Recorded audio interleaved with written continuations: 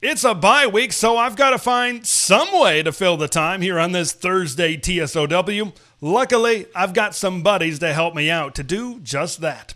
Rian Winter of SportsChat 503 stops by to play a little fact or fiction, and Doug Scott of the QB11 Show rolls in to hand out some mid-season superlatives. That show out west starts now. This place has everything. In fact, the grass is damn green in Eugene. That performance deserves a holy wallawa. It's a feeling you cannot explain. This place is louder than any other venue in the Big Ten. This program is staged to compete and to win championships. Welcome to the Big Ten, Oregon. And welcome to That Show Out West for That Team Out West. I'm Ted LeBrew. I feel like Will Ferrell acting as Ricky Bobby in the movie Talladega Nights. What do I do with my hands?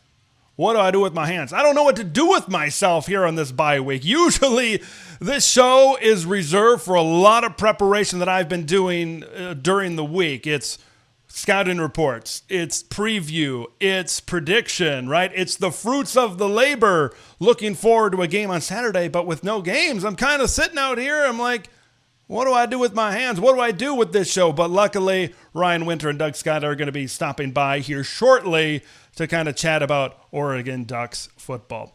I'm kind of excited for the bye week. I mean, I have been absolutely grinding since I've gotten back from Oregon and since this season started. So I'm excited to take a week off, headed out of town, going camping, enjoying nature, getting outside. Been spending a lot of Saturdays inside, of course, so that's something that I've really been looking forward to now for a couple of weeks. One thing before we get in to the show and we bring our guests on that I want to talk about. What an absolute banger. What a legend of a Ducks versus them from Scott Anderson and the creative team wrapping up that game against Penn State. A lot of clips, a lot of moments in that video and in that game documentary that really stand out. The one, man, it tugs at the heartstrings even a little bit, was after the game, De'Aaron Hill, the true freshman, who had another great game, giving Kenyon Barner a big old hug, and you can tell that those two have been forming a relationship, certainly since De'Aaron got onto campus. And, you know, I was kind of saying this on recent editions of TSOW, that De'Aaron Hill really provides that home run explosive ability that we maybe haven't seen since the likes of one of the best backs in Oregon history, Mr. Kenyon Barner, was running up and down the sidelines in Eugene. If De'Aaron can replicate the performance that Kenyon had against USC those years ago when the Trojans come to Eugene on November 22nd, I think you're going to be feeling pretty confident that the Ducks are going to do just fine against USC. We are pleased to be welcomed, first of all, here today by the one, the only Rian Winter of SportsChat 503 here today. How you doing up there in the Pacific Northwest today, Ryan? Fantastic, Ted. Better now. That's what we love to hear. So we're going to play a little game today here on the bye week. We're going to play a little fact or fiction with Rian right now. And we were actually talking about this first one on Ryan's Tuesday live stream. Make sure you check that out each and every single Tuesday live on YouTube. Fact or fiction, the Penn State whiteout victory was a bigger win than the Ohio State regular season win at Autzen Stadium last season. Wow. That's a real tough one. That was an argument that a lot of Duck fans were making out at Penn State as we were walking out of the stadium. There were a lot of Duck fans that were making that argument. It's hard for me to say that it was better than that because that was the best home win I've ever seen. But I feel like there's something special about going on the road. And Dan Lanning said that was the best game he'd ever been a part of. And I'm kind of willing to roll with Dan on that one and think about, I mean, just the level of anticipation for that game, the amount of buildup for that game. The home game was special because it was at home, but both of these games are incredible because they ended on the last play. Had these games ended in the fourth quarter with 3 minutes to go, would not be the same type of thing. So those games were huge. They lived up to the expectation, and they finished at the very last second. I think in recency bias, people are saying that Penn State game is the best thing they've ever seen because it was a magical moment. But I feel like that game against Ohio State still probably might ring true for me. I would probably say that the Ohio State game is bigger. And I think that Ohio State's a bigger brand as well. So he's going fiction on his first one. Remember, Ohio State, right, won the national championship that year. So there's something to be said that, hey, we beat the national champions during the regular season as well. And then, like, you look back to this Penn State game on Saturday night, which, of course, you were at all the way out in State College, Pennsylvania. I mean, this is an experienced Penn State team, right? Everything is kind of leaned in their direction. It's an Oregon team with nothing to lose, a lot of youth, and they still go in there and get the job done. And it was kind of, to me, those big wins last year, Big Ten championship and that regular season game against Ohio State, to me it was like a follow-up. To me it was like the sequel. To me it was like, okay, now let's prove it with a different roster. Let's prove it with a different team in what some people are saying the toughest environment in all of college football, and getting the job done. I think it really proves to me what Dan is really building right now in Eugene. That's interesting you say that because, personally, I like Rocky 2 better than Rocky 1. So, you get to start off with the end of Rocky 1 when you start Rocky 2. And I think there is something to be said about that. Proving it again, going back to back. I'm hearing pundits already and hearing podcasters already start talk about what are the chances of Oregon going undefeated back-to-back years in the Big Ten. I don't think anybody saw that coming. And so, there's something to be said about, does this Penn State game mean Oregon's really made it? Because, the Ohio State game was a big one. It was a proving point for that first year in the Big Ten. But you start going off and doing this and start beating big teams in big moments like that nationally, you start to get a different reputation. To me, you got to find a way to maybe avenge last year's Rose Bowl against Ohio State. Like we said at the beginning of this, hey, they got the win in the regular season, man. But there's a collision course happening right now, maybe towards Indianapolis with the number 1 and the number 2 teams in the country. And that was the other conversation exactly after the game was, okay, well, we know who we really want this year. We know who we really want in Indianapolis. Don't get to play them in the regular season. And if we can get there, that's the next big, everybody's talking about Indiana being a big game. Of course it is. It's the next game on your schedule, and it's going to be a phenomenal game. Don't get me wrong. But I think nationally, everybody wants to see that rematch. And, man, I don't know. Rocky 3, a little different with Clubber Lang. But, yeah, we'll see how it goes. I mean, again, I think you just still got to respect Ohio State, even though you don't really know exactly who they are right now. I think that was the other cool thing about the Oregon-Penn State game was it was a really show-me game. Now you know who you have here. You've proven the point with Penn State. They are the team who you thought they were. And then with Oregon, they are probably better than you thought they were. Absolutely. We'll see, man. Undefeated, 1 versus 2. That'd be quite the experience in Indianapolis yet again for the Ducks. And quickly before we get into our next Factor Fiction, I've kind of got a sub-Factor Fiction from this. Obviously, you've been a season ticket holder forever, so you've been to a bunch of Oregon games. Obviously, last year's game against Ohio State. But how about we talk about a better win? What, in your opinion, this has been kind of a topic since Saturday, better home environment, last year's 24 Autzen game against Ohio State or this whiteout game? Which one was really louder and more hostile in your view? That's a great question. I haven't really thought of it like that. I think you got to give a lot of credit to Penn State. They put on an absolutely magical environment. And, I mean, you saw the us versus them today or the Ducks versus them. It's pure cinema. Pure cinema. I mean, you can't have that level of a backdrop and not capture that on slow motion camera. It's an automatic thing. Oregon, we did our best for that Ohio State game. We filled up that stadium. That was the biggest game we've ever had. We really went for it, and it was loud. I mean, then think of all those pictures of those Ohio State fans like that. And I was joking. I wore earplugs at Penn State because I was sitting in the Oregon section, and the Oregon section was so damn loud that we had people at Penn State fans right in front of us doing the same thing, plugging their ears in their own stadium while we're the ones cheering. I mean, so I do think that Oregon just comes at it a little differently. They don't really have a lot of the tradition that some of these other Big Ten schools have. I think a lot of the other Big Ten schools have a little bit more scripted sort of understanding of when to say what and how to say it. And, sure. And I think because of that, there's a lot of, waiting for the next cue and doing that thing or whatever. And there's a lot of music to be played.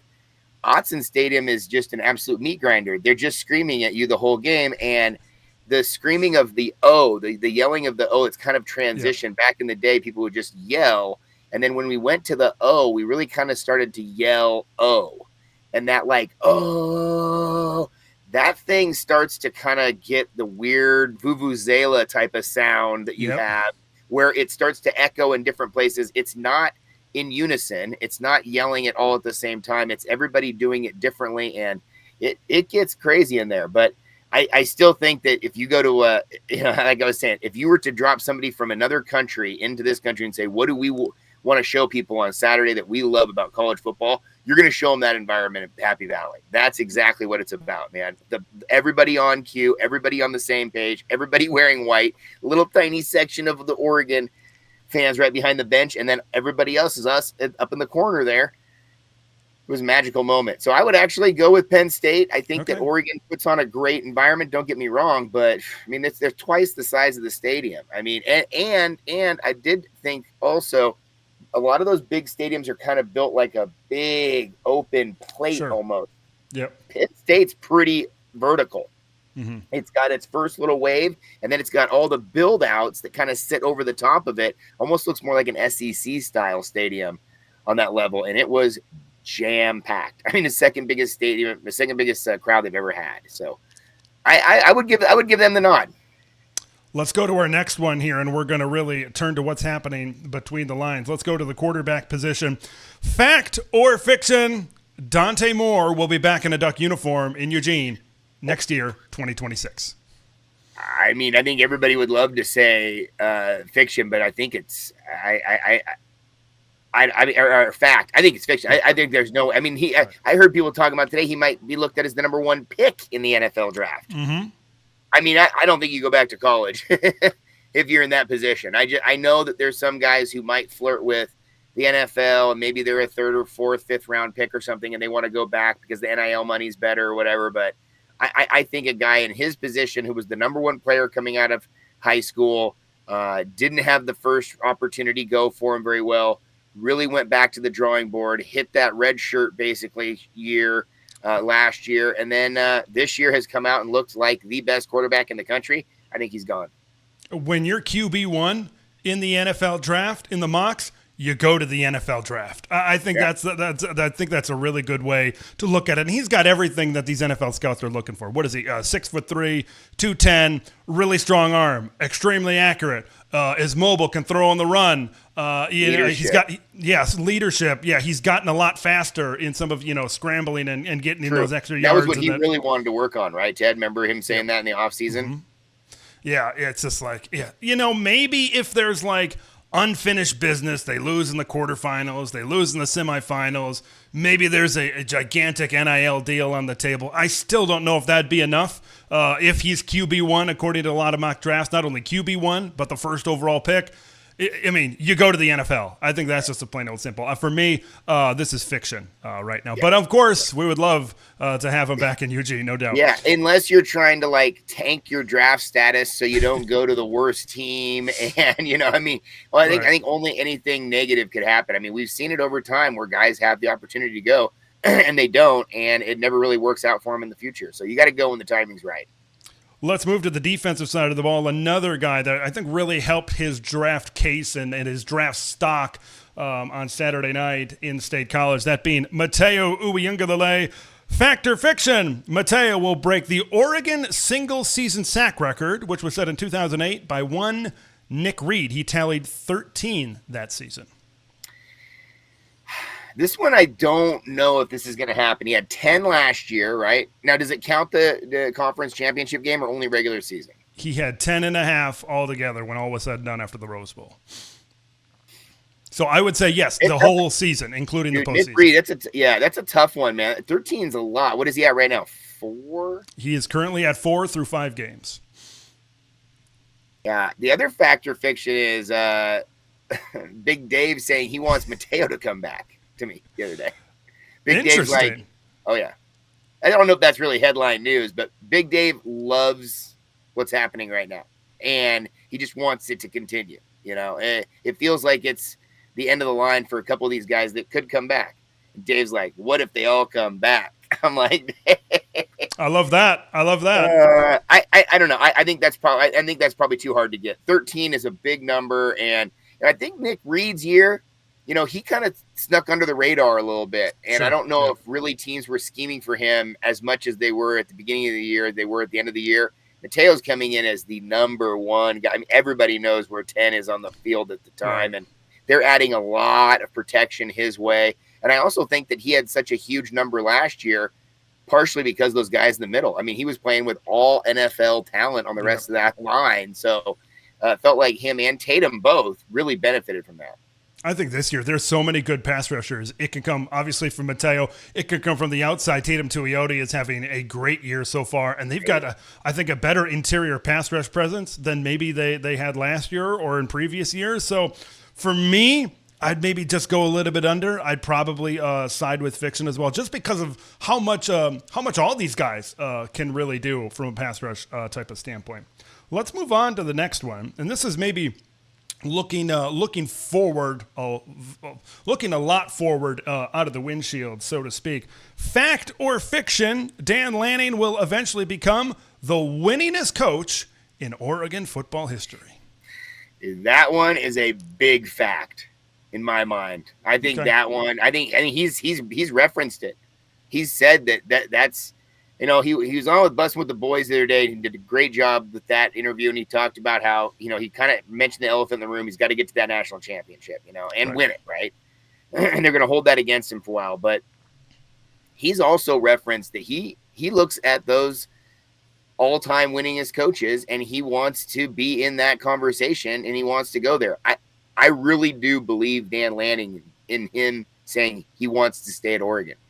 I think Oregon has proven to him that they will do whatever they can do for the success of that program that he's running. And why would you? I mean, he's already moved his family out here. He's already now comfortable out here. He's already got the blueprint out here. It's already working out here. Every year is getting better. He's in the national conversation every year. He's in the national recruiting conversation every year for the top 5 classes. Why are you going to go? Where are you going to go?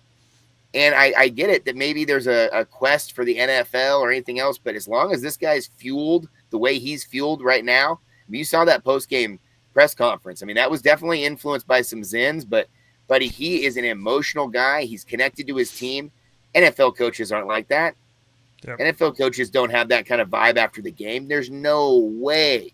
And I think he's a real lifer. I think he's a very loyal guy. I think he found his place. Oregon was loyal to him by giving him the opportunity. Right. And I think he sees that as his window to be loyal back. And he's pulling off these wins like this. There's no way. I mean, what is the number? It's Bellotti, right? So let's take a look at the numbers. I was going to do that next. Let's dive into it. Mike Bellotti's final record, 116-55. Currently, Dan Lanning is 40-6. And here, let me kind of break down the numbers further.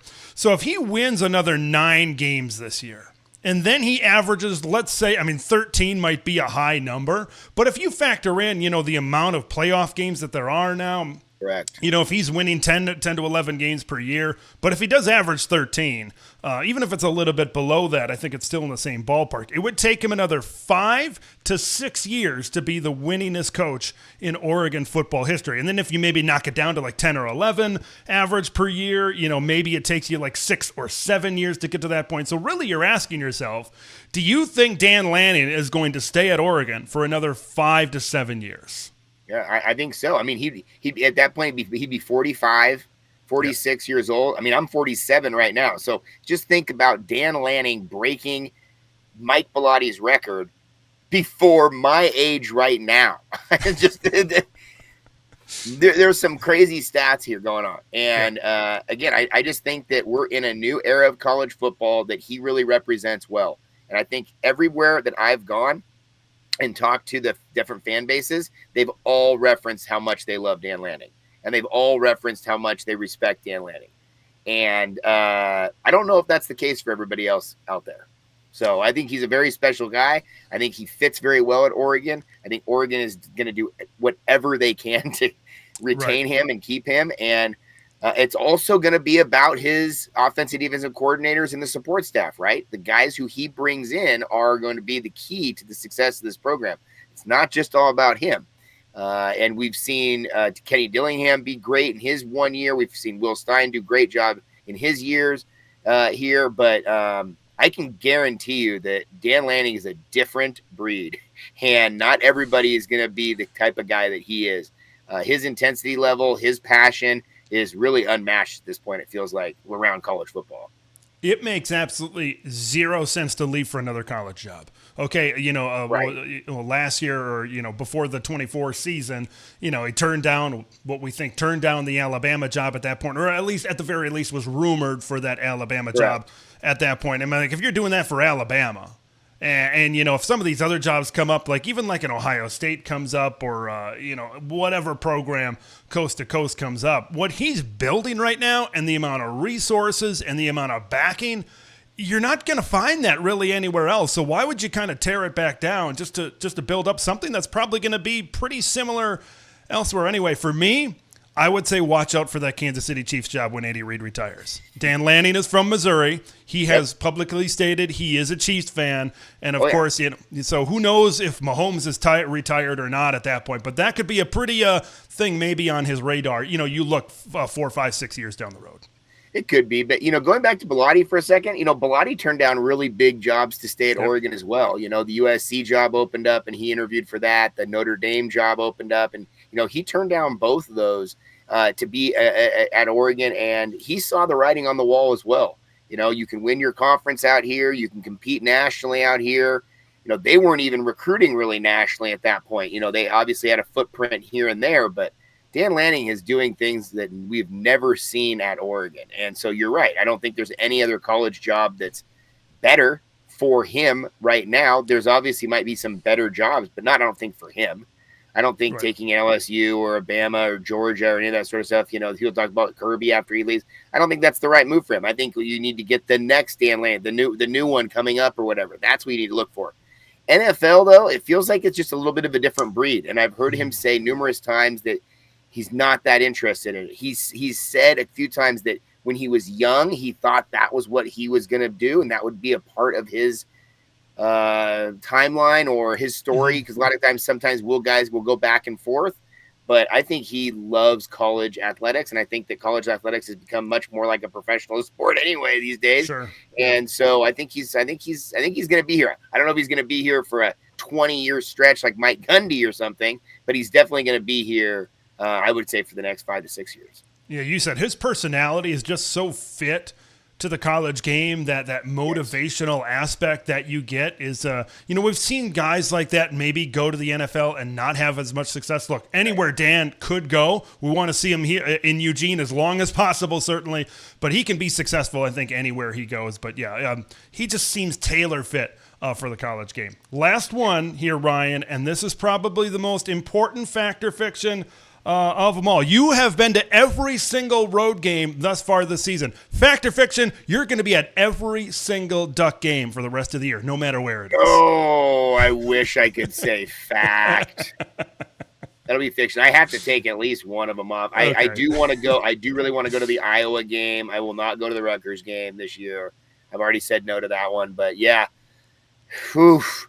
But you know what, Ted? These are the type of years that I just feel like with this type of team and what's this kind of stuff's going on, you got to take a swing. Right. And you got to go do some stuff, because I look around and I think, would you be doing this if you were a Husky fan? Would you get on the plane and go to the others, our friends down the road for the Oregon State Beavs? You're going to get on the plane and go see them in a Appalachian State this year? No. Sure, yeah. You're going to go to Boone?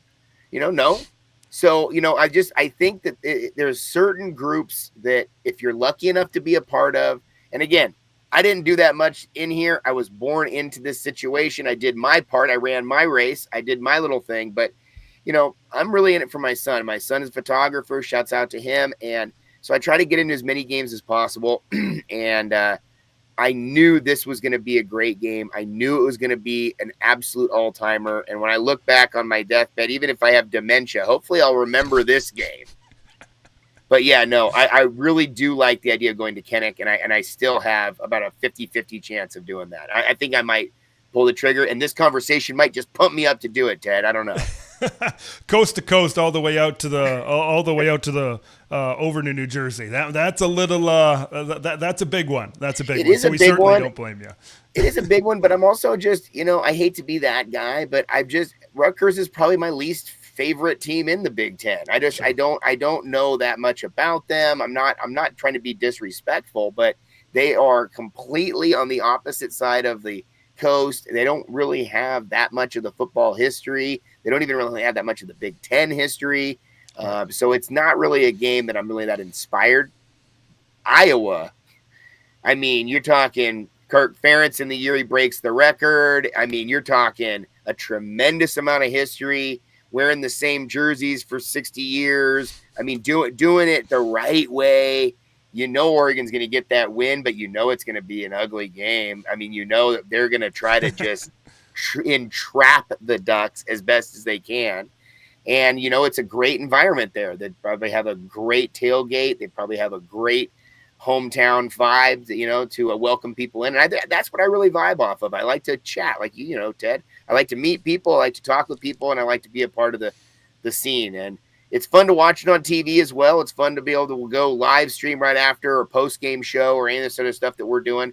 But there's nothing like being in the stadium. And the in-game stadium vibe, I will take 9 times out of 10 if I can. Oh, Ryan, it's always great to have these conversations and chat with you. We could chat for 45 minutes or an hour or an hour and a half. Tell the people where they can find you. Well, I'm on YouTube, SportsChat 503. I'm on Twitter. I'm on Instagram. My son is Darby Winter Photo. Make sure you give him a follow if you can. He's a great one. He's a sophomore at Oregon. He takes pictures on the field. I do a live stream Tuesday nights. Ted is a SportsChat 503 Familia member. Community member as strong as almost anybody else in the community. So Ted even will be on the SportsChat 503 live streams. If you like Big Ten Ted's content, come on over and check him out on the live stream. It's even wilder content over there. But no, I really appreciate everybody out there. I appreciate you, Ted. Great work that you do. And for not only the Big Ten community, but for the Oregon community as well. You've really done a great job. We thank you so much, and go Ducks. Well, I appreciate that. And speaking, last thing on Darby, he designed this logo up here, the TSOW logo. Dub. So we appreciate that. All right. Thanks, Ryan. Appreciate you, Ted. Now, it's a little bit of an all-star break of sorts here for Oregon football right now in this bye week. And, like Major League Baseball, the National Hockey League, and the NBA, we are celebrating the best at the mid-season break. And, I think when we talk about best, we got to bring in a co-host of one of the best around in the Oregon podcast space. That, of course, being Doug Scott, co-host of the QB11 Show. He is decked out with his merch that's only been around for a couple of weeks. You got the good-looking shoe duck stuff on. How's it going up there in the Pacific Northwest there, Doug? It's going good. The weather has turned. We've definitely hit the switch here, right, as we do up here in this part of the country. It's been really nice September. It usually is. Our Septembers are fantastic. Cooler a little than summer, but no real rain. But, yeah, we flipped the switch basically Monday. Yeah, today we're going to get into some mid-season superlatives, and I want to jump right into it, Doug, with some surprises. I think when you look at this Oregon team coming into the year, I think, you guys might have said it, I said, a lot of people, I think we're talking about it as it pertains to the Ducks. 2025, that's going to be a really good team, but 2026, that's the championship team. It seems like everything is expedited to 2025. What would you say has been your biggest surprise, especially with everything looking so good like it has so far this season? I could name specific players, but I think I'm going to double up on some of our other categories if I do that. So maybe I'll just talk more about concepts.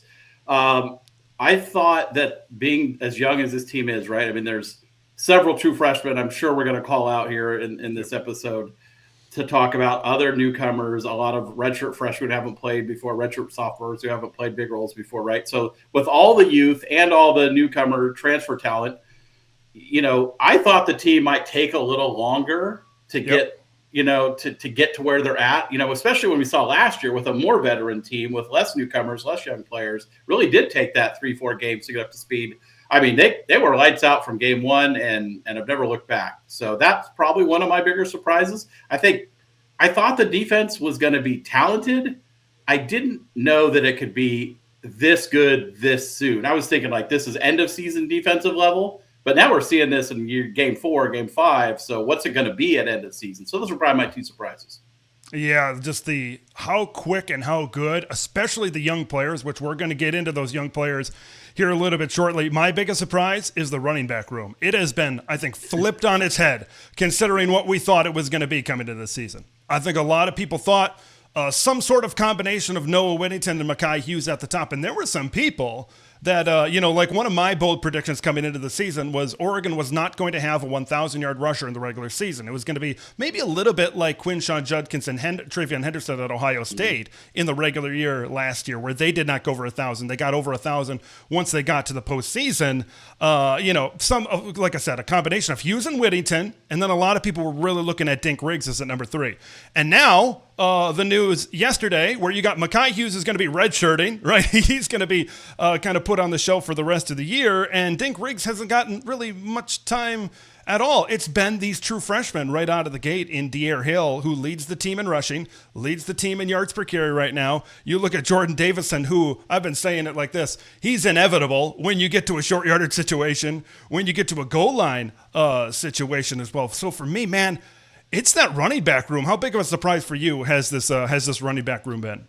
No, you said it exactly right. I'm like, okay, it's Mekhi Hughes, number 1, Noah, number 2, and then maybe you've got like Riggs as kind of the change of pace back. Instead, what have we seen? Riggs can't get on the field. Jay Harris can't get on the field. Mekhi Lemon's, obviously going to redshirt and move on most likely.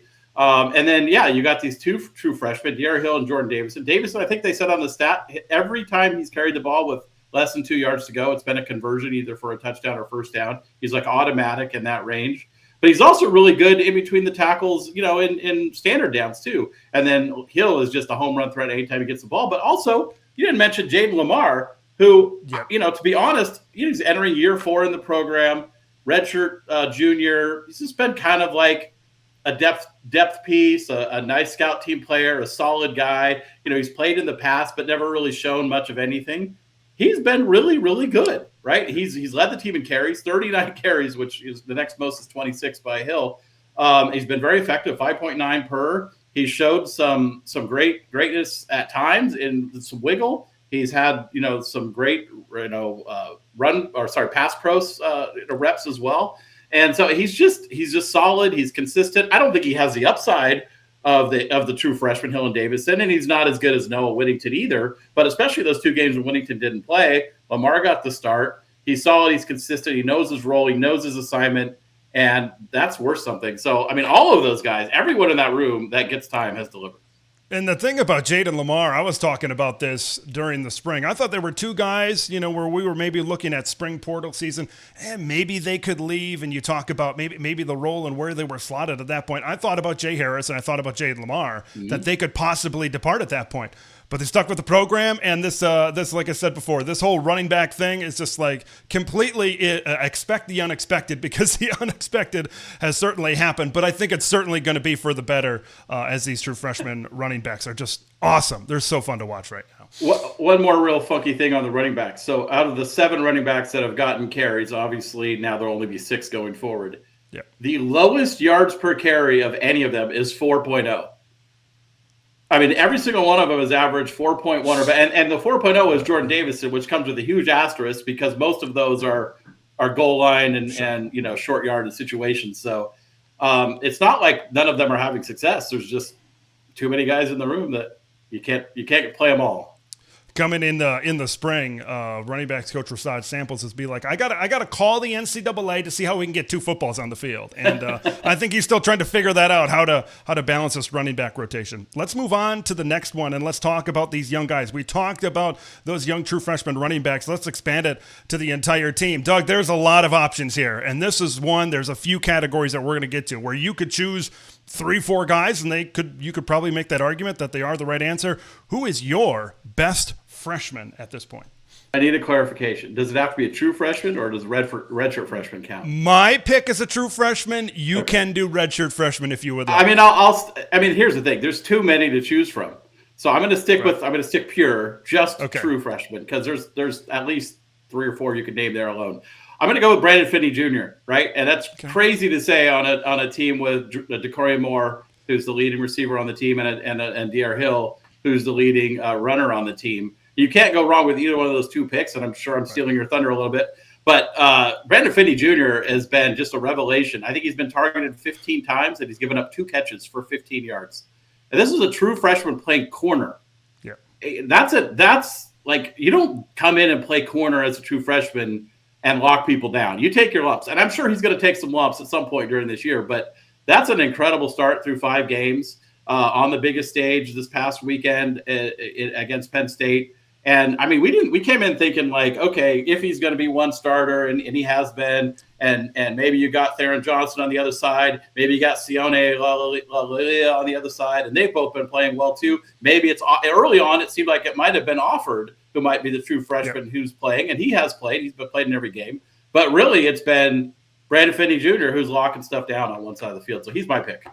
I think if you were to say at the beginning of the season, okay, yeah, you're going to throw a true freshman corner, or let's say defensive back, a true freshman defensive back out there, and they're going to be great to start the season. I think 2 names people would have thought of. You talked about Naeem Offord and now Trey McNutt, who's injured and hopefully maybe going to be working his way back at some point. But it's been Brandon Finney that has just been locking down that side of the field. You know, I'm going to go with the casual answer, I guess. I'll go with DeCorian Moore. I know it's low-hanging fruit. I know it's easy, but, you know, there was a lot of expected of him coming into this season, and all he's done is achieve that. All he's done is kind of come in and show that he was the true wide receiver one. When Evan Stewart goes out, somebody needs to step up, and he's been that guy. I mean, he's done it in a variety of ways. He had some really big catches against Penn State. I love that catch when he's kind of, Dante is rolling out a little bit, and he uses his hands. Instead of letting the ball come into his body, he uses the hands to kind of showing off his strength, speed, explosiveness, precise route running. Those are things we talk about, but DeCorian, but having the strength against an experienced defensive back and making that play,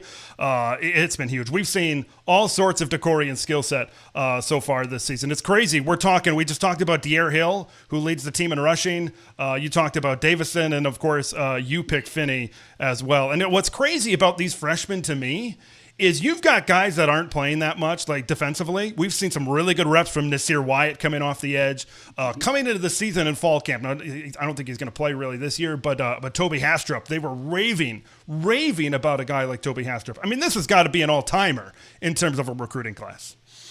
Yeah, I think when it's all said and done, this 2025 recruiting class is going to go down as just being just crazy absurd, right? And we're seeing, the thing is, we don't have to wait that long. We're seeing it already with 4, 5, 6 guys.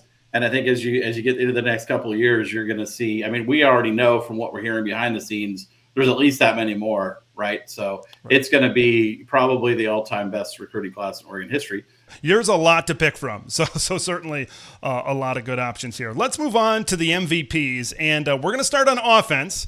I'm going to safely assume what your pick is now, and it's a guy that's been shooting up the NFL mock draft boards as number 1. As you can see on the graphic, the Dante Moore Award. Is it safe to say that Dante is your offensive MVP? Yeah, I mean, you have to go with Dante as your offensive MVP at this point, right? Like, I mean, at every other position, and part of that is because it's been running back by committee, wide receiver by committee, tight end by committee. Right. There's so many weapons, and actually that's the strength of the Will Stein offense is that – and this talent that they've assembled is we don't have to focus on, like, there's some other teams we got 1 running back, we got 1 wide receiver. Yeah. Everything has to go to those guys, right?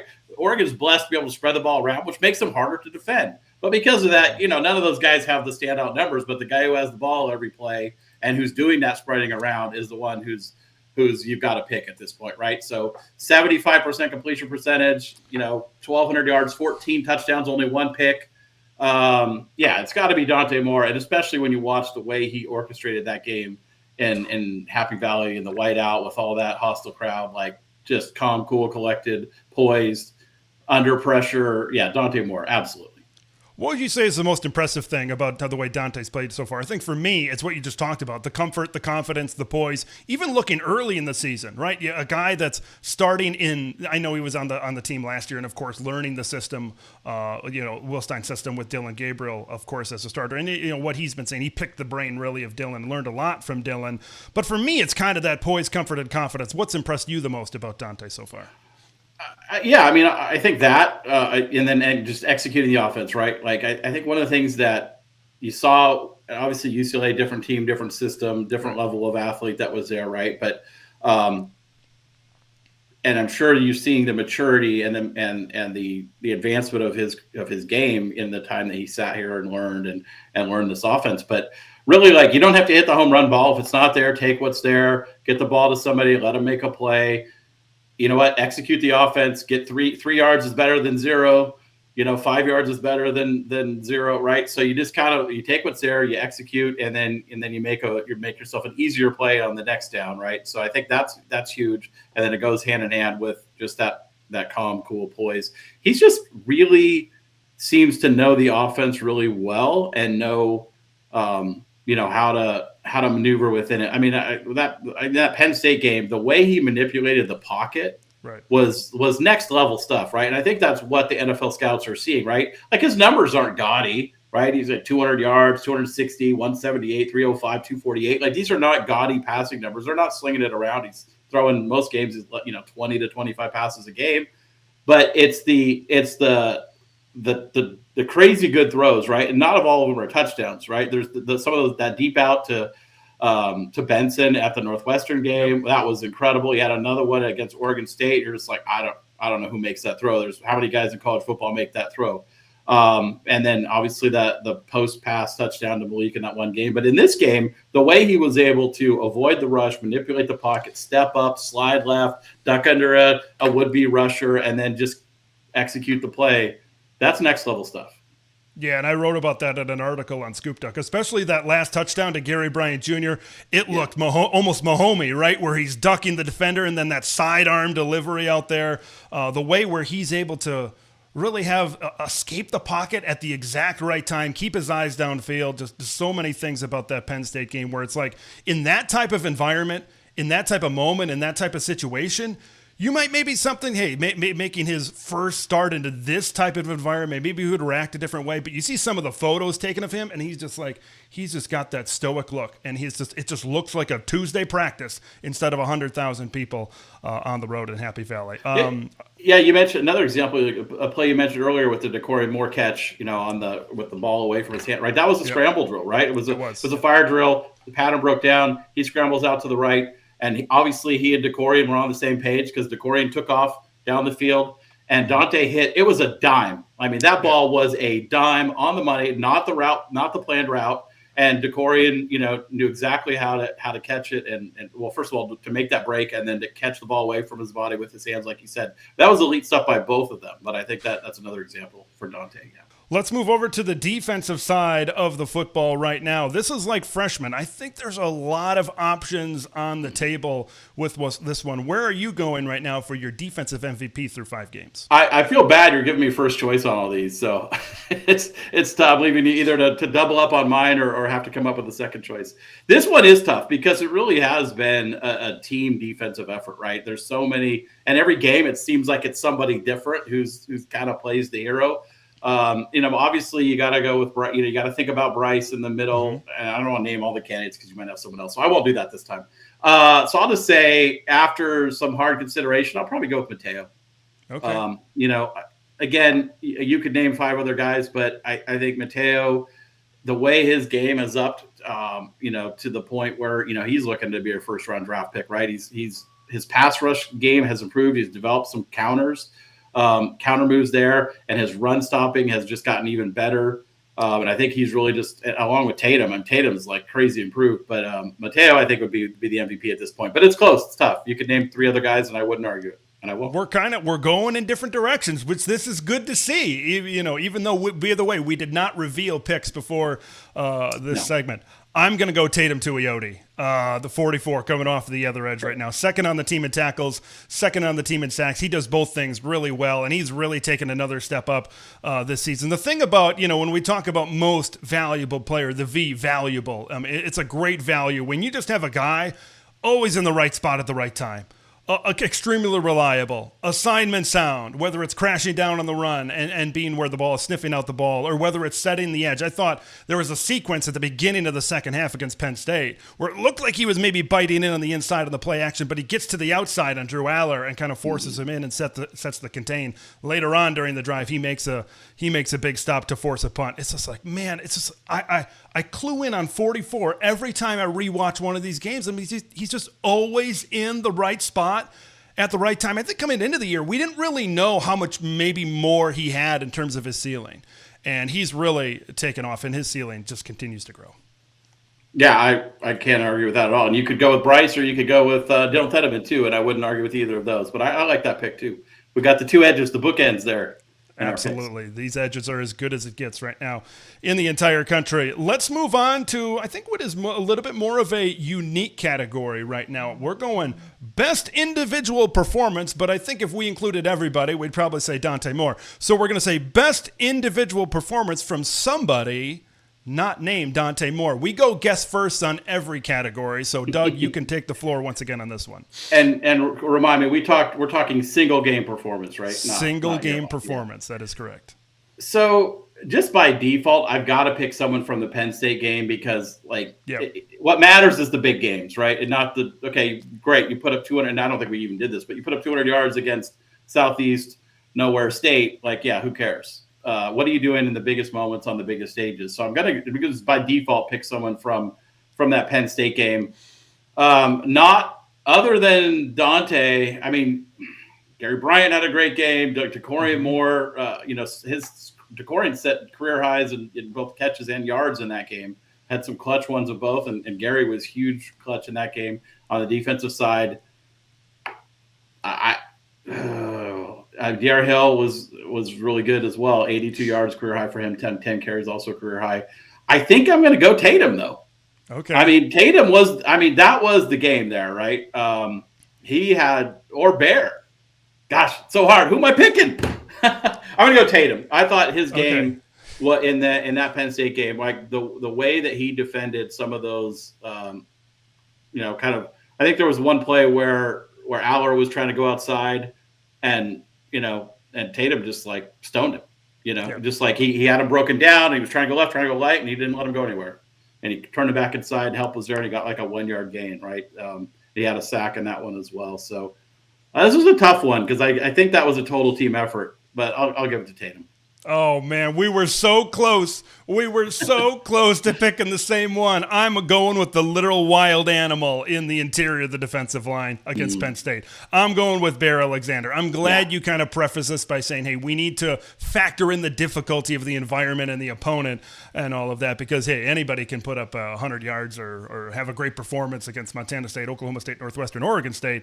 But for me, coming into that game against Penn State, it was all about that number, 297 from last year, where Penn State had 297 rushing yards. It'd be like, got to stop the run. And on Ducks versus them, it was an emphasis, right? Dan Lanning says that is not 297 is not going to happen again. And it didn't happen again because of Bear Alexander. I mean, he was just a beast. Now, the thing about Bear, in an Oregon uniform, he's been playing good football. He's been pushing guys back. He's been kind of leveraging across on the other side of the line of scrimmage, but he took it to another level. He's shedding blocks. He's wreaking havoc. He's being a true game wrecker against the run. I think it was like 12 carries, 24 yards in the first half for Penn State, which coming into this game, I'm not sure if you could have convinced me that would have happened. But Bear was a big part of this run defense and how good that they were playing. I mean, just an elite performance. Like, this is kind of the Bear you expected, 5-star type of talent coming out of high school when he first played at Georgia when Dan was the defensive coordinator over there. But 5 tackles, a tackle for loss. And that stat line doesn't even, I think, to begin to tell the impact that he had in this game. So, yeah, Bear was just an absolute animal. Great choice. Yeah. Let's move on to our last one. And, of course, between the third and the fourth quarters at Oregon home games, you get a little bit louder now. So we're going to be talking who deserves to maybe have it be a little bit louder now. Who's a little bit underrated at this point? So, Doug, last one here. Most underrated. It can be a player. It could be a position group. It could be anything you want. Where are you going in this direction? Can I get one on each side of the ball? Go for it. Let's do it. All right. I think you mentioned the running back room. I think that because you don't have a single standout, I think that room in itself you could use. I'm not going to go with that. I think you could also say the wide receiver room. There was a lot of questions about that room coming into the year. I think they've been really good, and I think underrated there, but I'm not going to go with that either. I'm going to go with tight end Jamari Johnson. Nice. I think that he is the perfect complement to Kenyon Sadiq in there. He's been kind of workmanlike. He only has six catches on the year. Obviously, the big shovel pass touchdown in overtime. But he has been, I would say the Sadiq Johnson combo is a significant upgrade from the Ferguson Sadiq combo last year, just overall, right? And particularly in the blocking game. Like, nothing against our buddy Ferguson. He's awesome. He's in the NFL. He's a great move tight end. Not the most consistent blocker that Oregon had. The thing you love about Sadiq and the thing you love about Jamari Johnson, they're both willing, in fact, eager blockers in both the run game and the pass game after a catch. And they bring the sand in their pants to actually deliver the blocks too. So they're both willing and very well equipped to be an exceptional blocking duo. And he's just kind of been workmanlike there.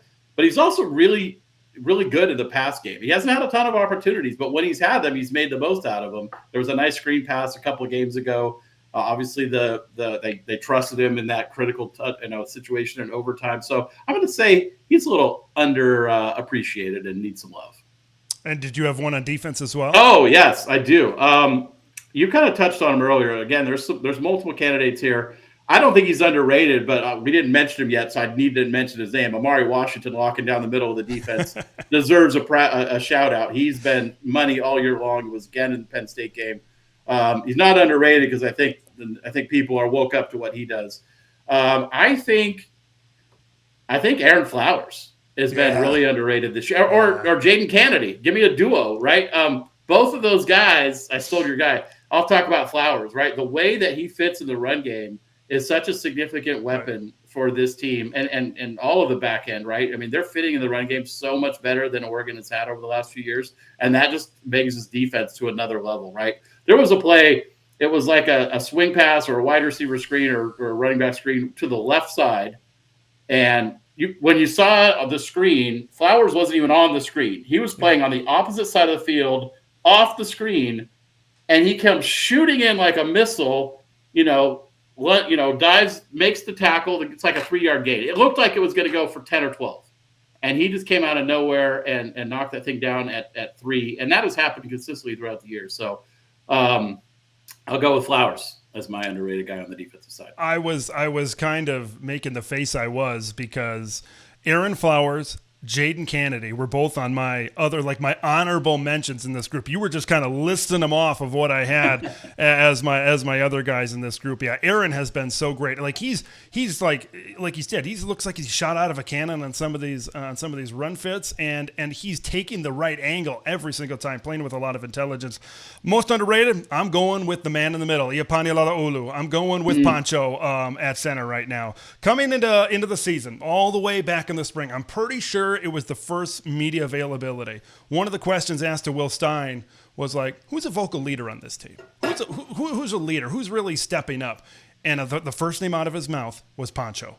And that, I think, is a huge thing, I think, what we've seen. And some of the Ducks versus them, especially this last week, you can see his vocal leadership and what he's done with the guys around him. And then, he's the one returning starter on this team.